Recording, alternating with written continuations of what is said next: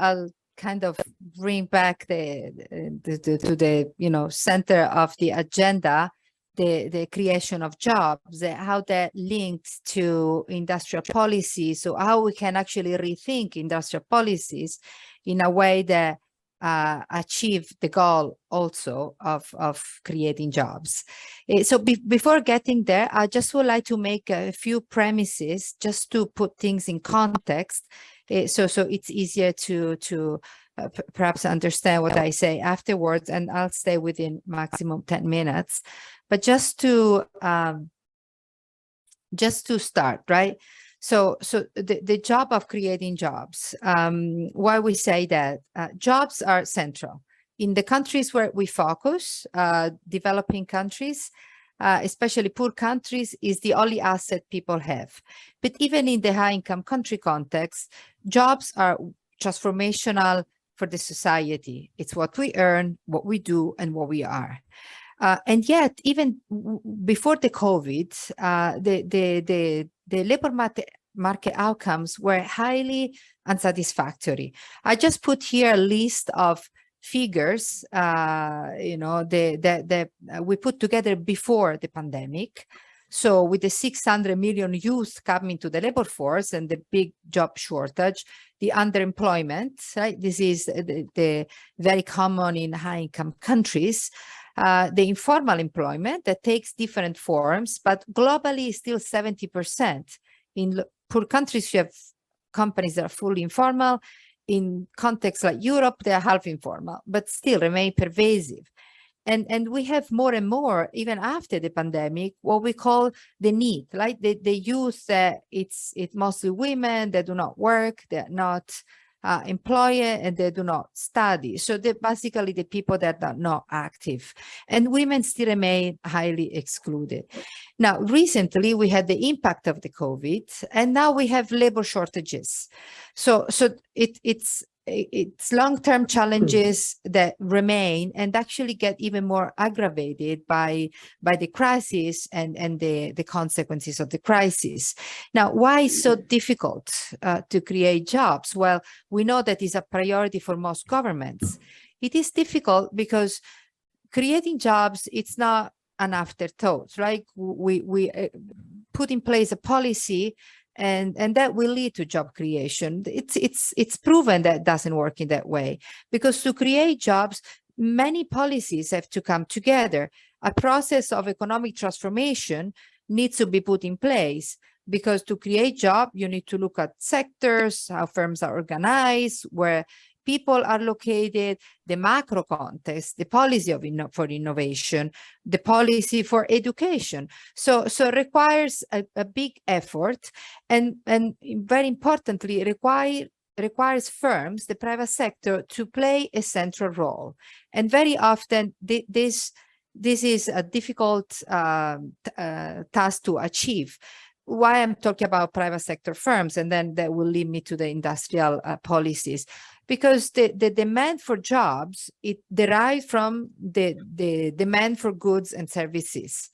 So if we don't have firms if there is no such demand for goods and services, if there's no income, and there are no firms responding to that demand, nobody will create the good jobs, or the jobs that will be satisfactory for the youth, the modern jobs, and again, that shift into the modern sectors. And so to create jobs, it can be an afterthought, right? It has to be thought way before we put policies in place, programs, or even investments.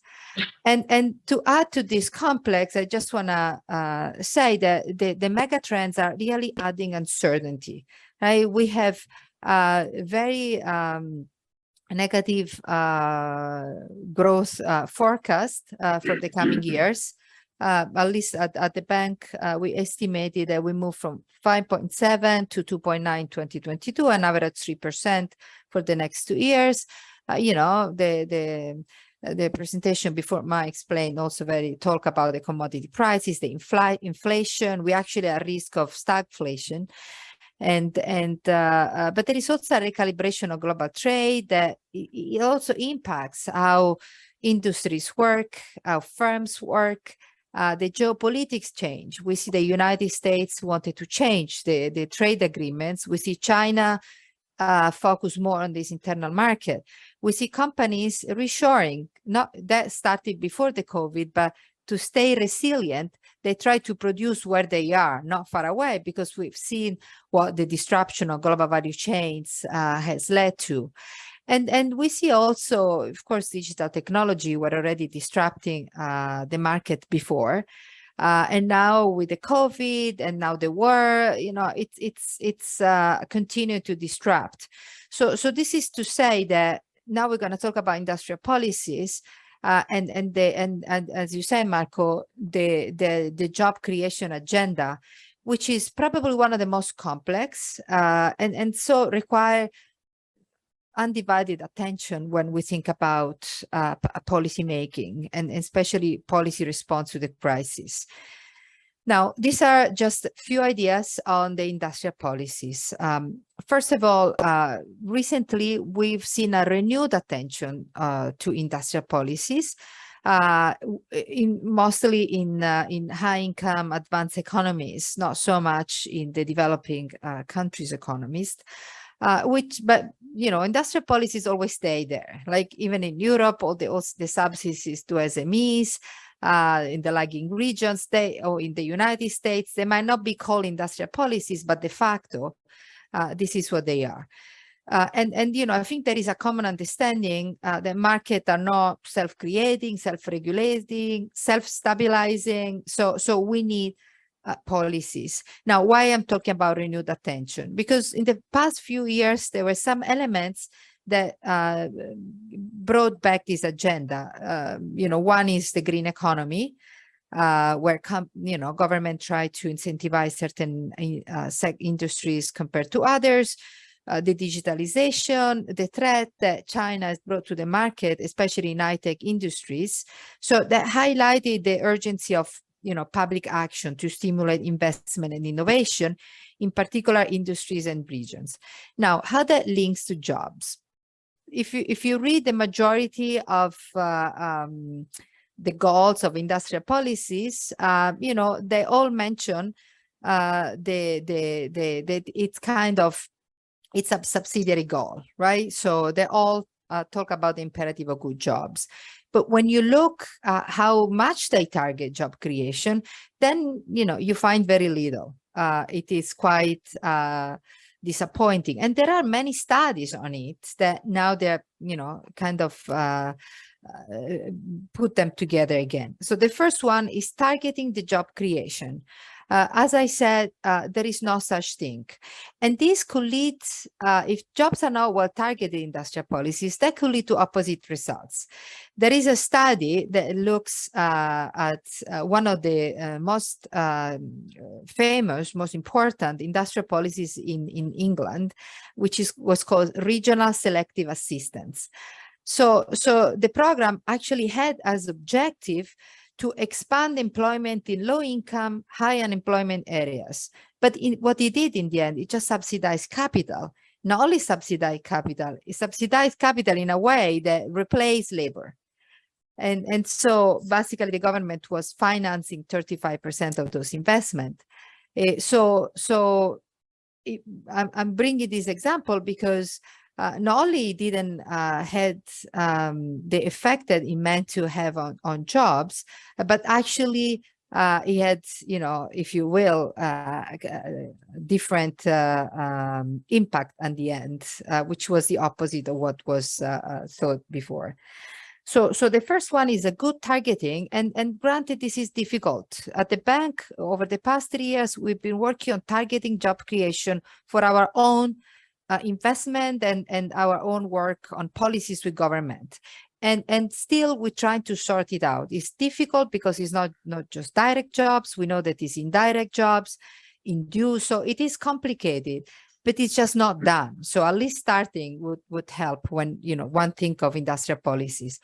The second one is the firm's targetings. So the firm's incentive needs to be targeted to the need to the firms. They need to be discussed, and they need to have certain conditionalities if firms are helped. There are good examples in Japan, in South Korea, or even China, of industrial policies that were not decided in a government room ex ante, but they were not only negotiated with the firms, but they were also a continuous kind of process, because we know that market distortions might change. The COVID, now the war, an example of how things change very quickly. Very often we have the industrial policies based on tax incentives, and they do not work because that's not what the firms need. And more than anything, they do not lead to job creation. There is a study that was done in the United States by Tim Bartik that analyzed all the industrial policies done in America, not only as an evaluation of that, but how much, to what extent that has led to job creation. And so he came up with 4 suggestions on how industrial policy can create jobs. The first one is what I said, right? So target the firms that are in need, not the ones that were already thriving. The second one is, there are certain sectors that have a different potential for job creation. As I said, there are sectors and industries that they're really capital intensive, so they will not create the jobs needed. So target the industry among the criteria to select the industry for industrial policy. Target the ones that have potential for job creation. Third, it's not so much sometimes a fiscal incentive. Could be that the firms don't have the services. They might need access to finance, for example.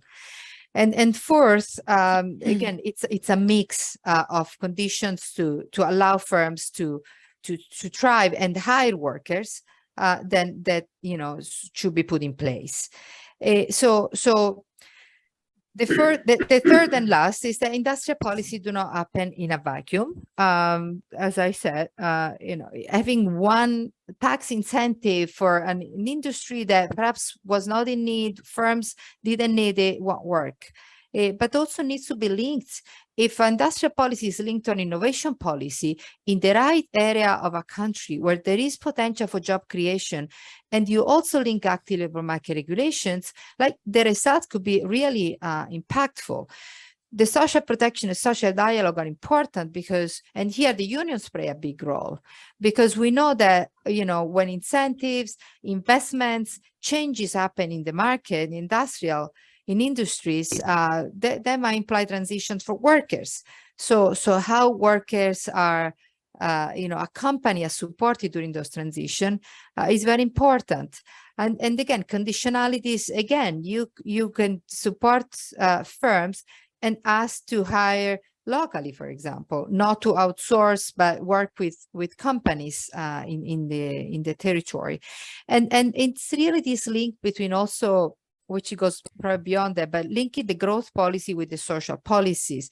Because if we just do growth, that labor won't come. We have, so many examples of jobless growth, right? So it is important that when we think about how to incentivize, income and growth, we also think how we accompany the transition of workers, how we reskill, how we support people.